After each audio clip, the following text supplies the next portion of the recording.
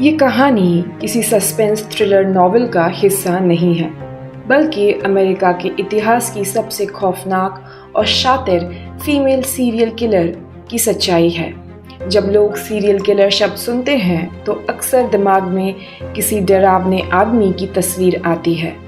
आज की कहानी जिस पर आधारित है वो एक 6 फुट लंबी 90 किलो वजन वाली, दिखने में बिल्कुल आम सी लगने वाली औरत है, जिसने अपने फार्म हाउस को मौत का कारखाना बना दिया था।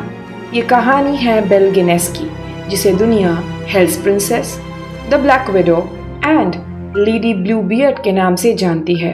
उसने लालच, धोखे और खून का एक ऐसा जाल बुना जिसमें दर्जनों मासूम लोग फंसे और कभी बाहर नहीं आए।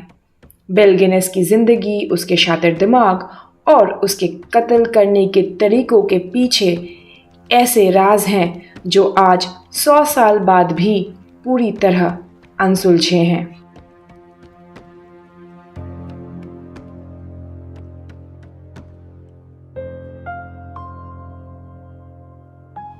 बेल गिनेस का असली नाम ब्रायन हाइड पॉल्सडाटा सॉर्सेट था। उसका जन्म 11 नवंबर 1859 को नॉर्वे के सेलेबू नाम के एक छोटे से गांव में एक गरीब खेतीबाड़ी करने वाले परिवार में हुआ था। वो अपने माँ बाप की 8वीं और सबसे छोटी संतान थी। बचपन से ही फिजिकली बहुत स्ट्रांग होने के कारण वो खेतों में मर्दों के बराबर काम करती थी, लेकिन उसके दिमाग में हमेशा से अमीर बनने और इस गरीबी से बाहर निकलने का सपना था। नॉर्वे की लोकल कहानियों और हिस्टोरियंस के मुताबिक जब बेल लगभग 18 साल की थी तब वो एक लोकल लड़के के साथ संबंध में थी और आगे चल के वो प्रेग्नेंट भी हुई। एक दिन जब वो एक गांव के मेले में घूमने गई तब एक अमीर आदमी ने उसके पेट पर जोर से लात मार दी, जिसकी वजह से उसका मिसकैरेज हो गया। उस आदमी का परिवार इतना ताकतवर था कि पुलिस ने उसके खिलाफ कोई एक्शन नहीं लिया, पर कुछ ही वक्त बाद वो आदमी मिस्टीरियसली पेट के दर्द से तड़प कर मर गया। कहा जाता है कि ये बेल का पहला खून था जिसमें उसने जहर का इस्तेमाल किया था। हालांकि इस बात का कोई पुख्ता सबूत नहीं मिला, पर इस घटना ने बेल के अंदर की इंसानियत को काफी हद तक खत्म कर दिया था। –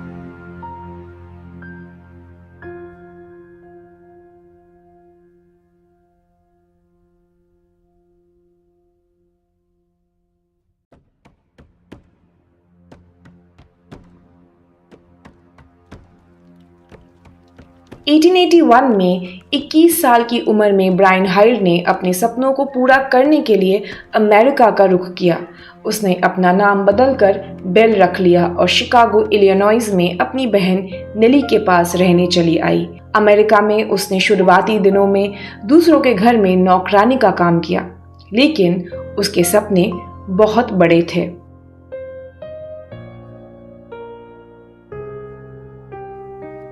शिकागो में रहते हुए बेल की मौत मैड्स डिटलेफ एंटोन सोरेनसन नाम के एक नॉर्वेजियन इमिग्रेंट से हुई, जो एक डिपार्टमेंट स्टोर में सिक्योरिटी गार्ड था। 1884 में दोनों ने शादी कर ली। शादी के बाद इन दोनों ने मिलकर एक कैंडी स्टोर खोला, लेकिन ये स्टोर बिल्कुल नहीं चला। एक दिन अचानक उस स्टोर में आग लग गई और सब कुछ जलकर राख हो गया। बेल ने इंश्योरेंस कंपनी को बताया कि आग एक केरोसिन लैंप के गिरने से लगी थी। इन्वेस्टिगेशन के दौरान आग लगने का कारण थोड़ा सस्पिशियस लगा, पर कोई पुख्ता सबूत ना होने की वजह से इंश्योरेंस कंपनी वालों को बेल को इंश्योरेंस का पैसा देना पड़ा। ये बेल की जिंदगी का पहला इंश्योरेंस स्कैम था, जहां से उसे समझ आ गया कि मौत और आग पैसा कमाने का सबसे आसान तरीका है।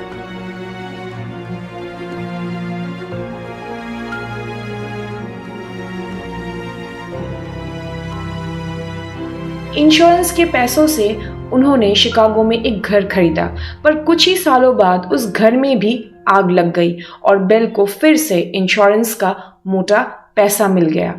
बेल और मैट्स के टोटल 4 बच्चे थे, कैरोलीन, एक्सेल, मार्टल और लूसी। इनके अलावा उन्होंने एक बच्ची को गोद भी लिया था जिसका नाम जेनी ऑसलन था। कुछ ही सालों के अंदर कैरोलिन और एक्सेल की मिस्टीरियसली मौत हो गई। डॉक्टर ने बताया कि दोनों बच्चों की मौत अक्यूट कोलाइटिस की वजह से हुई है।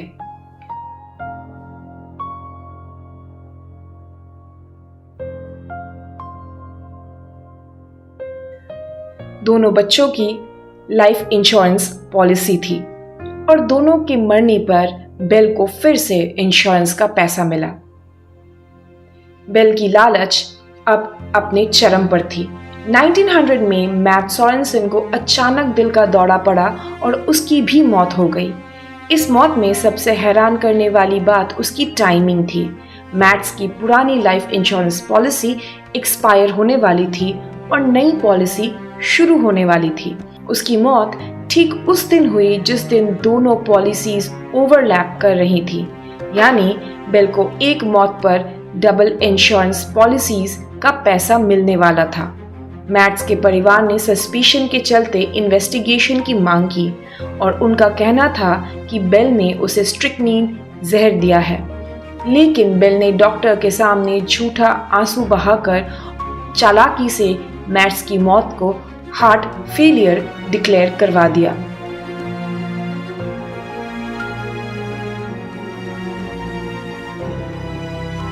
बेल को लगभग $8,500 का इंश्योरेंस पे आउट मिला।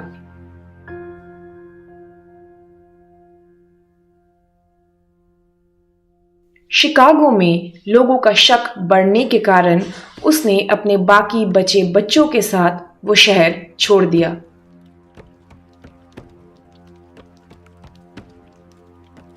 पैसों से भरी जेब के साथ बेल इंडियाना स्टेट के एक छोटे से शांत शहर लापोर्टे पहुंची।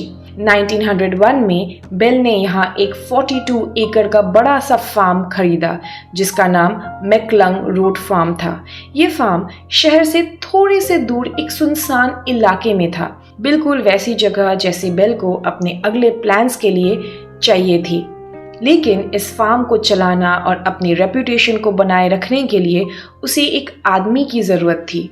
इसी कारण 1902 में उसने पीटर गिनेस से शादी कर ली।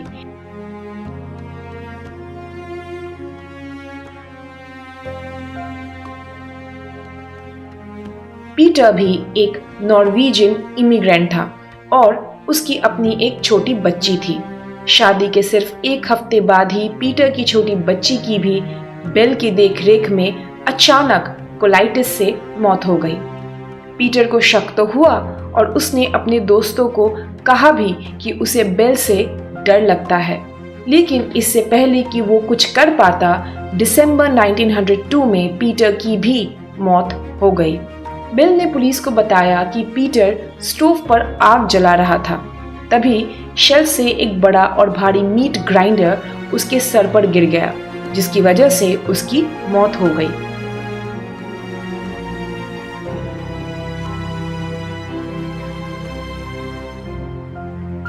लापोर्टे के लोकल कॉरोनर को इस कहानी पर बिल्कुल विश्वास नहीं हुआ, क्योंकि मीट ग्राइंडर का ऐसे गिरना इम्पॉसिबल लग रहा था। उसने ओपनली डिक्लेयर किया कि ये मर्डर लग रहा है। इंक्वायरी भी बैठी, पर बेल ने अदालत में प्रेग्नेंट होने का फायदा उठाया। उसने अदालत में ऐसी शानदार एक्टिंग की और अपना दुख जताया कि जूरी का दिल पिघल गया। केस बंद कर दिया गया और बेल को फिर से पीटर की मौत पर $3,000 का इंश्योरेंस मिल गया।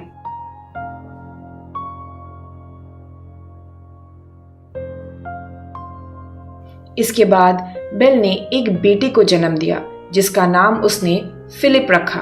अब बेल के पास पैसा और जमीन दोनों थे और वो लापोर्टे में एक इज्जतदार अमीर विडो के रूप में जानी जाती थी।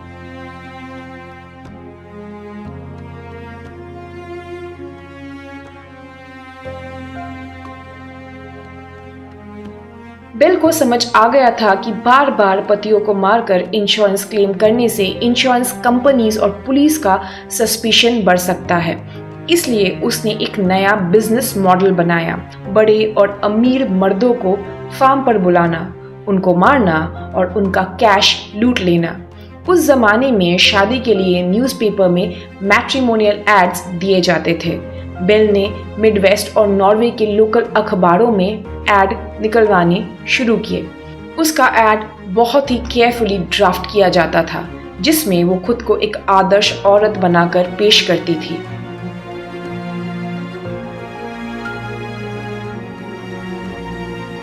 एड्स में लिखा होता था कि एक सुंदर, इज्जतदार और अमीर विधवा जिसके पास लापोर्टे इंडियाना में एक बड़ा फार्म है, एक ऐसे नेक मर्द की तलाश में है जो उसके साथ इस फार्म को चला सके।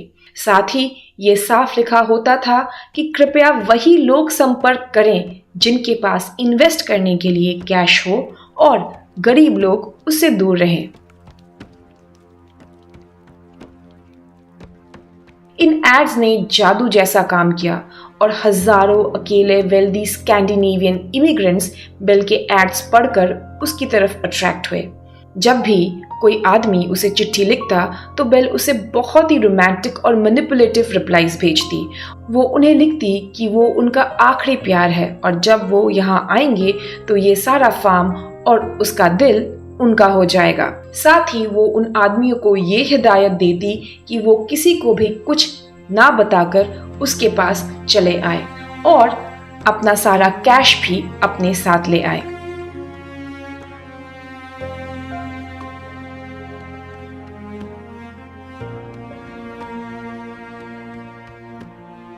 लेकिन अपने साथ वो बैंक ड्राफ्ट्स लाने को मना करती थी। जब कोई शिकार उसके फार्म पर आता तो बेल उन मर्दों को स्टेशन से अपनी बग्गी में लेने जाती थी। रात को वो अपने मेहमान को बहुत लजीज खाना खिलाती और उसके बाद कॉफी या वाइन में ढेर सारा स्ट्रिक्निन मिला देती थी। जहर पीते ही जब लोग बेहोश होकर गिर जाते तब बेल अपने बेसमेंट से अपना मीट क्लीवर निकाल लाती और अपना काम शुरू करती। एक 90 किलो की मजबूत औरत के लिए किसी बेहोश इंसान का सर काटना कोई बड़ी बात नहीं थी। बेल अपने शिकारों के टुकड़े करती थी और उन्हें अपने हॉक पेन में सुअरों को खिला देती थी या फिर उन्हें जमीन में गाड़ देती थी। कुछ बॉडीज पर क्विक लाइम डाल दिया जाता था ताकि वो जल्दी सड़ जाएं। पड़ोसियों ने कई बार बेल को रात के अंधेरे में भारी बोरे ले जाते हुए और गड्ढे खोदते हुए देखा था, पर उनके पूछने पर वो कहती थी कि वो फार्म का कचरा या मरे हुए जानवर दफना रही है। इसी तरह 1903 से लेकर 1908 तक दर्जनों लोग जैसे जॉन मो, ओल बर्ड्सबर्ग, एमिल टेल बेल के फार्म पर आए अपना सारा पैसा लेकर और कभी वापस नहीं गए।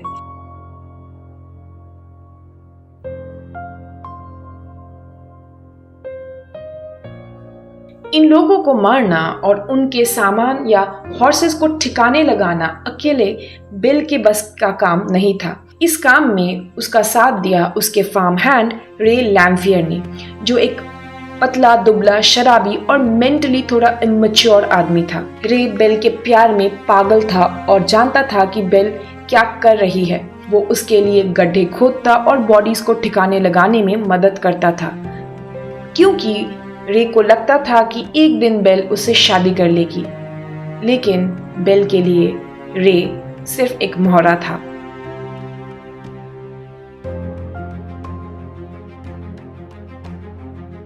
इसी बीच 1906 में बेल की फॉस्टर बेटी जेनी ऑसलिन अचानक गायब हो गई। जेनी अब लगभग 16 साल की हो चुकी थी और उसने एक दिन स्कूल में अपने दोस्तों को बता दिया था कि उसकी मम्मी ने उसके नए पापा यानी पीटर को मीट ग्राइंडर से मारा है। जब पड़ोसियों ने बेल से जेनी के बारे में पूछा तो बेल ने झूठ बोला कि उसने जेनी को कैलिफोर्निया के एक बोर्डिंग स्कूल में भेज दिया है। असलियत में बेल ने जेनी को मारकर अपने फार्म में दफना दिया था, क्योंकि वो उसके राज जान चुकी थी।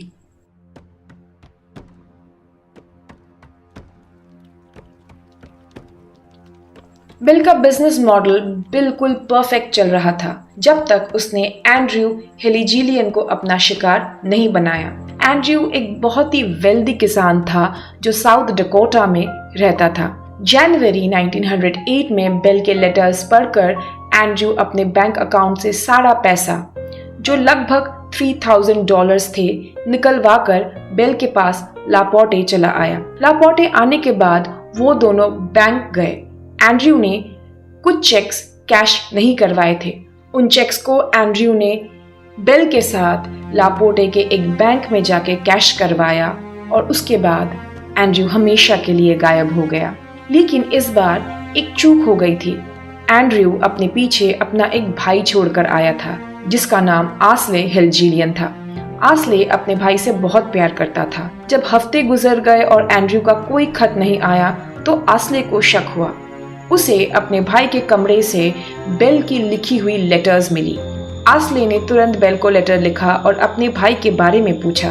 बेल ने रिप्लाई किया कि उनका भाई उसके पास आया तो था पर उसे उसका फार्म पसंद नहीं आया और वो अपनी मर्जी से शिकागो की तरफ चला गया है। बेल ने ये भी लिखा कि वो चाहे तो उसके फार्म पर आकर उसकी फार्म की तलाशी ले सकता है।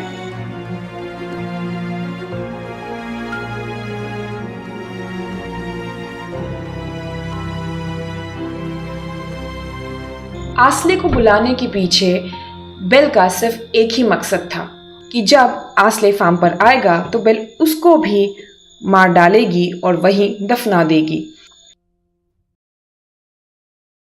आस्ले ने लापोर्टे के बैंक में इंक्वायरी की और उसे पता चला कि एंड्रयू ने बेल के साथ अपने चेक्स कैश करवाए थे। आस्ले ने फैसला किया कि वो पर्सनली लापोर्टे जाएगा और लोकल शेरिफ्स के साथ मिलकर पूरे फार्म की तलाशी लेगा और उसने बेल को बता दिया कि वो लापोर्टे आ रहा है। अब बेल समझ गई कि उसकी पोल खुलने वाली है।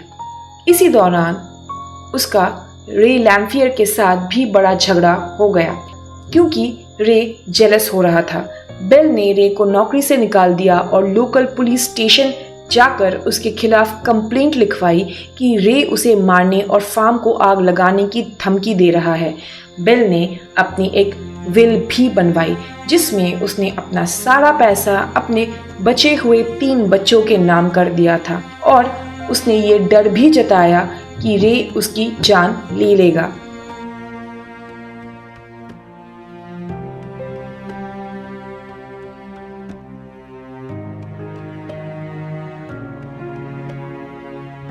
पर यह सब उसके आखिरी मास्टर प्लान का हिस्सा था। 28 अप्रैल 1908 की सुबह लगभग 3 बजे लापोर्टे शहर बेल के फार्म की तरफ से आने वाली भयानक आग की लपटों से जाग उठा। पूरा फार्म हाउस आग का गोला बन चुका था। फार्म के नए नौकर जो मैक्सन ने आग देखी और बेल और बच्चों को उठाने गया, लेकिन कोई जवाब नहीं आया। जो किसी तरह खिड़की तोड़कर बाहर निकला। जब तक फायर ब्रिगेड आई तब तक वो फार्म हाउस जलकर राख बन चुका था। जब आग बुझी और पुलिस ने मलबा हटाया तो बेसमेंट में उन्हें 4 लाशें मिली। 3 लाशें बेल के बच्चों की थी, मार्टल, लूसी और छोटा फिलिप, और चौथी लाश एक औरत की थी। लेकिन इस औरत की लाश का सर मिसिंग था। पुलिस और लोकल लोगों ने मान लिया कि ये सर कटी लाश बेल गिनिस की ही है और रे लैम्फियर ने फार्म में आग लगा दी है और परिवार का मर्डर किया है।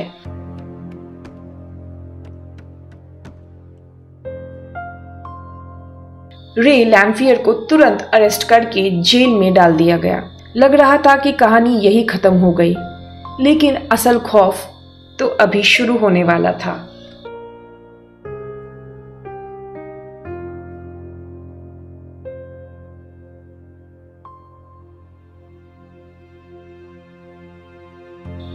मई 1908 की शुरुआत में आस्ले हेलजीलियन लापोर्टे पहुंचा। उसे बेल की मौत पर विश्वास नहीं हुआ, इसलिए उसने शेरिफ स्मर्ट्जर पर प्रेशर बनाकर फार्म की जमीन की खुदाई शुरू करवाई। नौकर जो मैक्सन ने बताया कि उसने कई बार बेल को रात में सुअरों के हॉक पेन के पास अकेले गड्ढे खोदते हुए देखा है। आस्ले ने उस जगह पर खुदाई शुरू की जहां मिट्टी नरम थी। लगभग 2.5 फुट खोदने के बाद एक गनी सैक मिली जिसमें से भयानक बदबू आ रही थी। उस बोरी में एक आदमी के जिस्म के टुकड़े थे। एक हाथ, एक पैर और एक सर निकला। आस्ले ने उस सर को देखकर अपने भाई एंड्रयू हेलजीलियन को पहचान लिया। इस खुलासे के बाद पुलिस ने काफी बड़े पैमाने पर फार्म की खुदाई शुरू की, जिसने पूरे अमेरिका को हिलाकर रख दिया। एक के बाद एक जमीन के हिस्सों से बोरियां निकलने लगी, जिसमें मर्दों के शरीर के टुकड़े थे, और कुछ खोदने पर उन्हें कपड़ों में लिपटी हुई बेल की फॉस्टर बेटी जेनी ऑसलिन की लाश मिली। जेनी के साथ 2 और छोटे बच्चों की लाश भी मिली, जिनकी पहचान कभी नहीं हो पाई। लगभग 14 से 15 मुकम्मल लाशें तो सुअरों के हॉक पेन से निकाली गई। हर एक लाश के साथ वही पैटर्न था। सर काटा गया था, जिस्म के टुकड़े किए गए थे और क्विक लाइम डालकर बोरियों में ठिकाने लगाया गया था। रिपोर्टर्स इस फार्म को मर्डर फार्म कहने लगे। एस्टिमेटेड नंबर्स के हिसाब से बेल ने 1901 से 1908 के बीच लगभग 40 से ज्यादा आदमियों और बच्चों का खून किया था।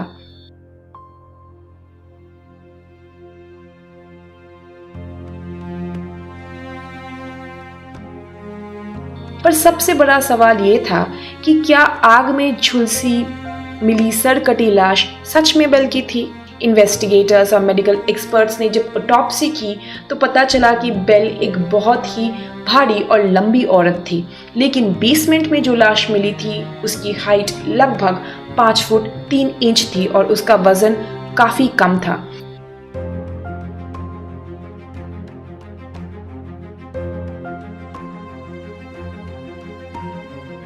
सर ना होने के कारण आइडेंटिटी तय करना मुश्किल था, लेकिन पुलिस को आग की राख में एक सोने का दांत का सेट मिला, जिसे बेल के डेंटिस्ट ने पहचान लिया।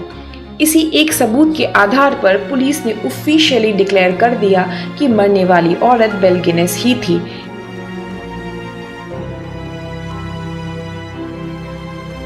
नवंबर 1908 में रे लैम्फियर का ट्रायल शुरू हुआ। ज्यूरी ने रे को मर्डर के चार्जेस से बरी कर दिया, लेकिन आर्सन के जुर्म में उसको दोषी करार देकर सजा सुनाई।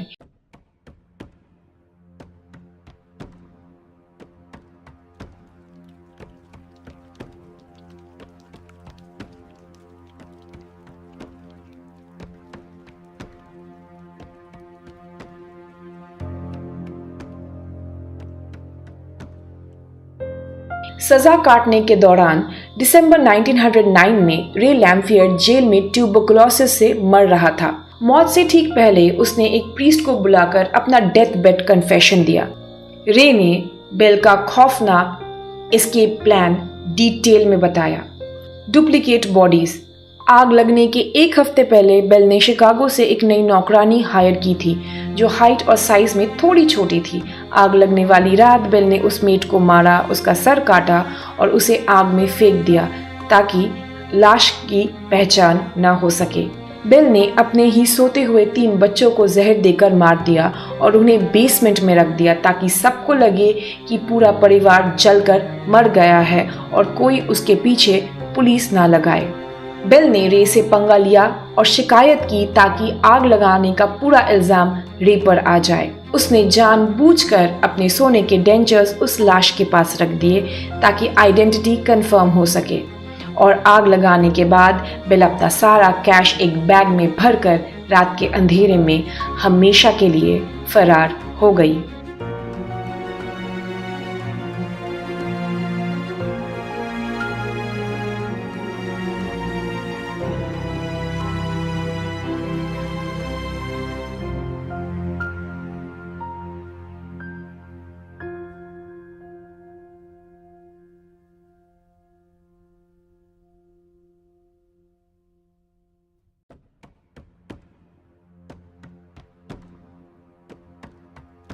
बेल खुद सारा पैसा, जो आज के हिसाब से करीबन 7 से 8 मिलियन डॉलर है, सब लेकर जंगल के रास्ते ट्रेन पकड़कर भाग गई और उसने रे को धोखा दे दिया।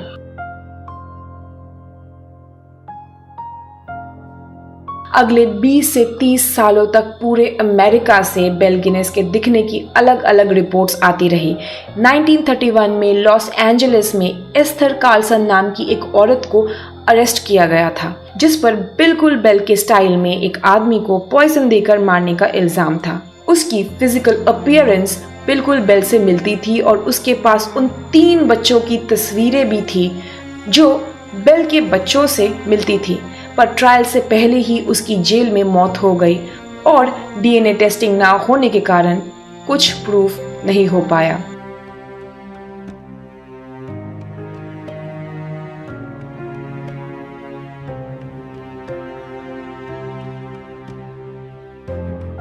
इसी के साथ आज की कहानी यही खत्म होती है। मिलते हैं आपसे एक नए एपिसोड में एक नई कहानी के साथ। तब तक के लिए stay alert and stay safe.